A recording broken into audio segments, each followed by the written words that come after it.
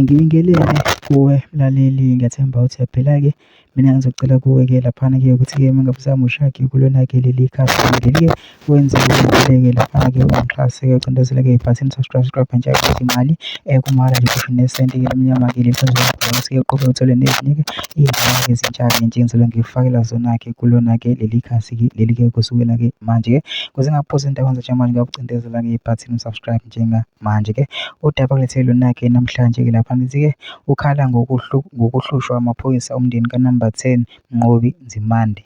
Ukhale ngamaphoyisa umndeni owahlukumeza phakathi nesonto usenza amalungiselo omngcwabo aphinde awuhlukumeza ngisho usungcwaba umndeni kaMnqobi weqembu lemigulukudu yaseNanda eWest. Umnqobi Hitler Number 10 Nzimande waseMzomusha eNanda ubulawe ngamaphoyisa eVerulam ngoLwesine olwedlule. Ungcwatshwe ngoMgqibelo emathuneni aseVerulam emva kwenkonzo yokumphelezela ebisehholo lomphakathi eRed Fan ePhoenix.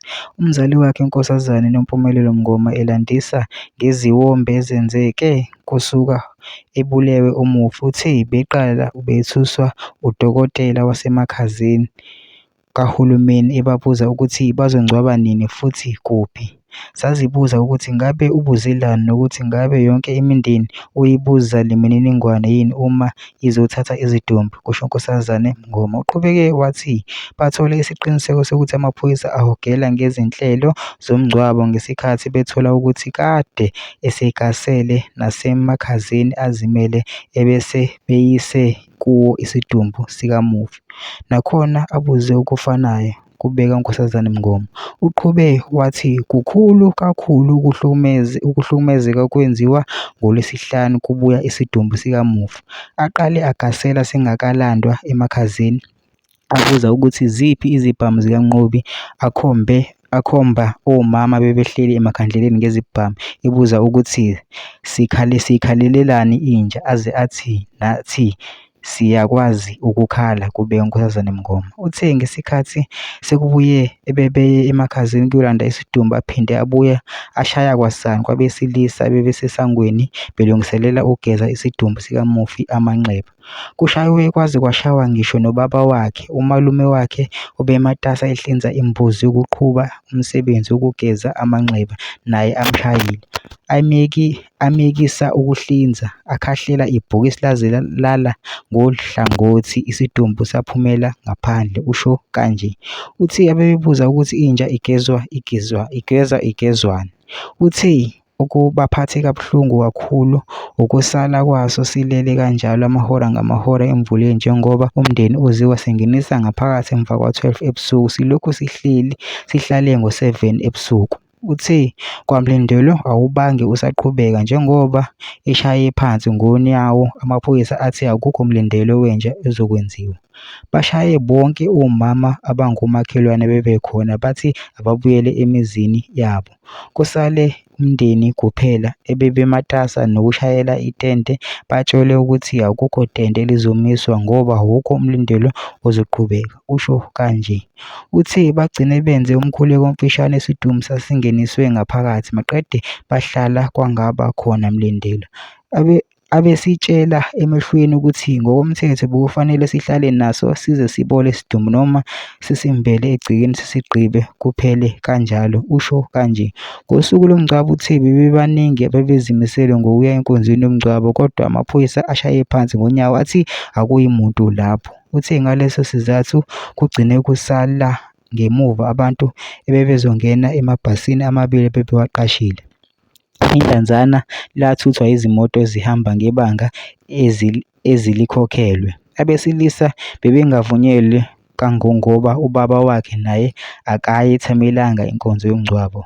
Abagcine beza bacelelwe ukuze bezolekelela ngokubamba ibhokisi nokugqiba, kusho uNkosazane Mngoma. Uthi nokubacelela kube umzukuzuku njengoba bebatshela ukuthi abazenzele bona.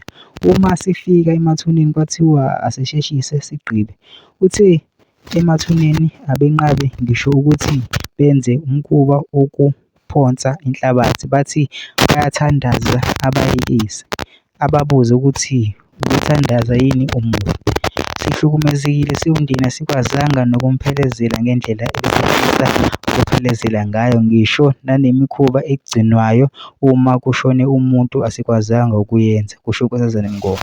Unina kamufi uNkosazane Mfundisile Nzimande unanele kokushiwo uNkosazane Mngoma wathi uhlukumezeke kakhulu, kusaphathe kabi ukuthi noma eseshonile-ke umntwana besikhona yini isidingo sokuthi sihlukunyezwe njengomndeni, kusho uNkosazane Nzimande.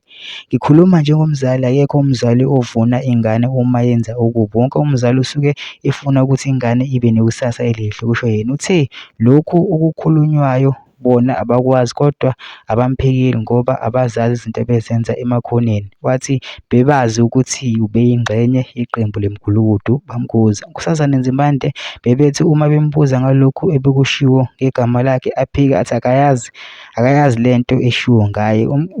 Umchaze njengomntwana obevame ukuzithulela ekhonze ukuhleka bese eba nenqwaba yabangani. Umakhelwane uNkosazane Jabulisile Ngidi naye uhambe emazweni omndeni ethi bayezwa nje kuthiwa ubeyinkinga, bona bamazi eyingane ezilungele. Mina nginesitolo ngiyadayisa, bengikhululekile ngazi ukuthi ngiphephile. Siyadideka uma kuthiwa umphakathi uyakhala ngoba simazi uhlupho thina umnqobi. Ingane le ikhule phambi kwethu, kusho uNkosazane Ngidi. Amaphoyisa awaphefumulanga ngalolu daba, kepha iphoyisa elingagunyaziwe ukukhuluma nabezindaba lithi abomthetho bebegwema ukuthi kugcine kunesimo esingalawuleki sokuqhunyiswa kwezibhamu nokushiswa kwezimoto ezibiwe uma kufe isigebengu, kusho-ke iphoyisa-ke lapho. Mina ngicela kakhulu nginamaphoyisa futhi lapho kuthina-ke abangani ngalo-ke lolu daba-ke lolu-ke besikwenza okulungile-ke laphana-ke ungixhase ucindezeleke ibhathini subscribe nje kubiza imali kumahhala nje kusho nesenti-ke lemnyama-ke leli khwenziwayo siqukethwe nezinye-ke iy'ndaba-ke ezintsha-ke nje ezilungile ukufakela zona-ke kulona-ke ikhasi-ke leli.